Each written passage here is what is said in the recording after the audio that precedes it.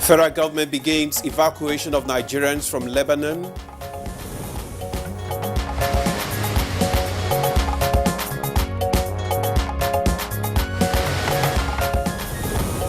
Troops of the Nigerian Armed Forces rescue 96 kidnapped victims.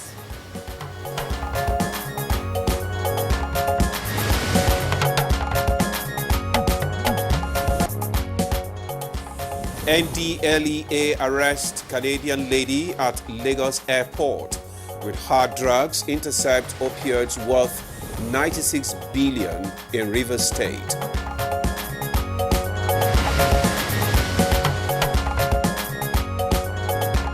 Good morning, Nigeria. Today, our focus is on placing value in the teaching profession.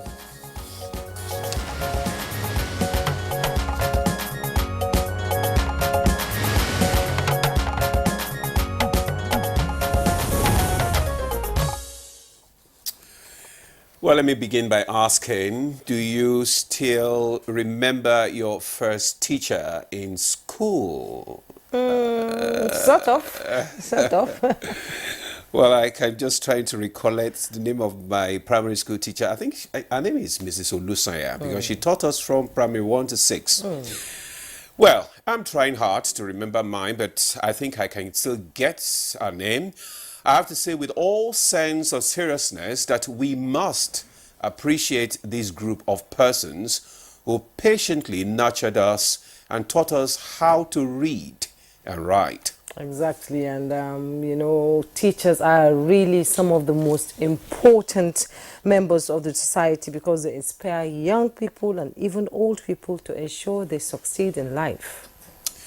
Well, that's true. Another Teachers' Day has been marked across the world.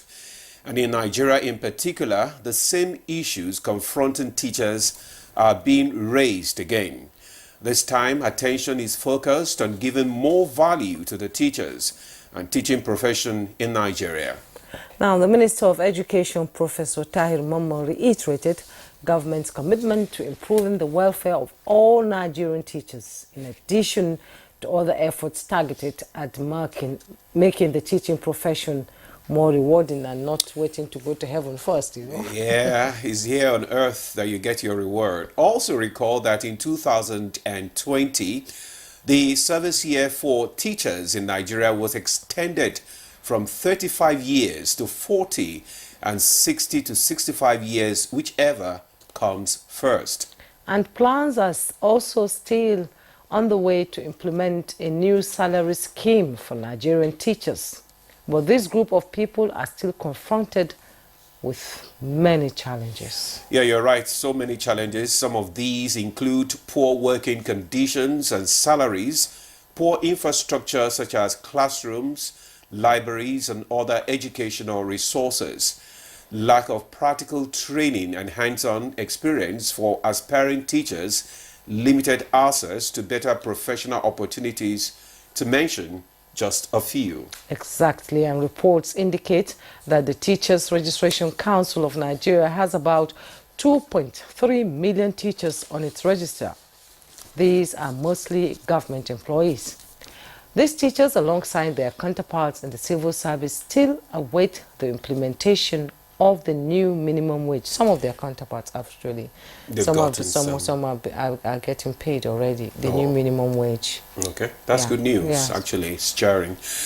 It is important to mention that the federal government pays teachers in unity colleges, while state governments are in charge of secondary schools and local government, in conjunction with State Universal Basic Education UBE boards, take care of primary school teachers. Yes, and some suggestions have been made to help to address the plight of Nigerian teachers. They include increasing teachers' salaries to make them competitive with other professions and industries, investing in school infrastructure as well as resources to create a better learning environment for both teachers and students. There are also suggestions that more professional development opportunities should be provided, as well as support for teachers to enhance their skills and knowledge. And other recommendations also include implementation of policies and initiatives to improve teachers' morale and of course job satisfaction, which is very important. Very crucial, Yeah. you would say that. Yeah. So today, on Good Morning Nigeria, our attention is on placing value on teaching profession. We have some guests joining us shortly to speak on this issue. Welcome to the program. I am Ademola Adeoye. And I am Juma Yusuf. Let me also welcome you to today's program. We are live on the network service of the NTA. And as usual, Chukwudi Okolu-Gbaja will join us later for the newspaper review, but that will be after the highlights of the news with Comfort Ahamodu. Hello, Comfort. Quite a wet morning today. Well, good morning, Jume. Good morning, Ademola. Let's bring you the news. Our federal government says it has activated emergency protocols to ensure the swift and safe evacuation of Nigerians back home from Lebanon as soon as possible following the escalating conflict between Israel and Hezbollah. Spokespersons of the Ministry of Foreign Affairs, Ambassador Eche Abu Obe, in a statement says presently about 500 Nigerians have registered with the Nigerian mission in Lebanon. However, there are more than 2,000 Nigerian citizens residing in that country. Minister of Foreign Affairs explains that the Nigerian emergency in Beirut has been issuing several advisories since the conflict started for citizens to stay indoors and follow local authorities' instructions, and appeals to those who have not registered with the embassy to do so through the email info@mfa.gov.ng.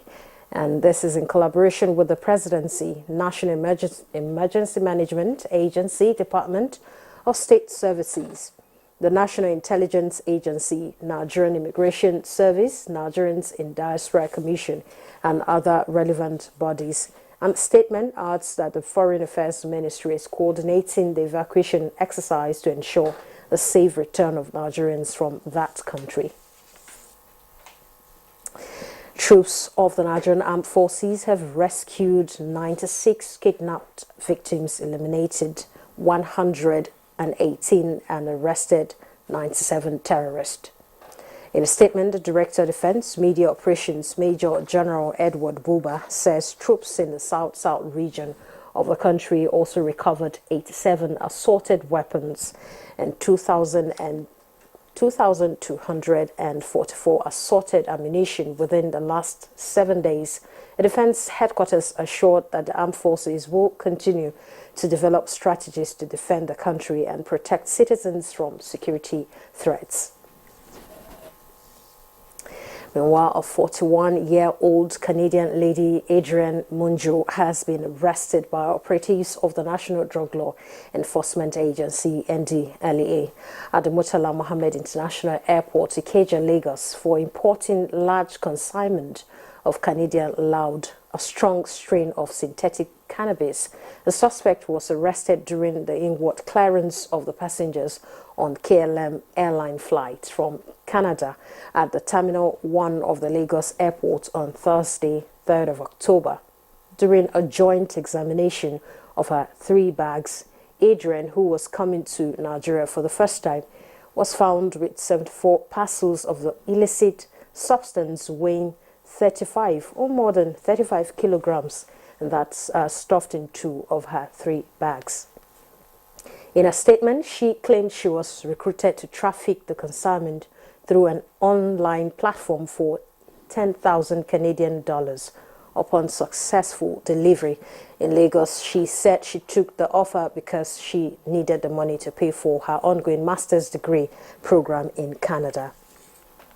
Also, the NDLEA operatives at the Port Harcourt ports on a river state have intercepted 13,209,000 illicit drugs and consignments as well in the state.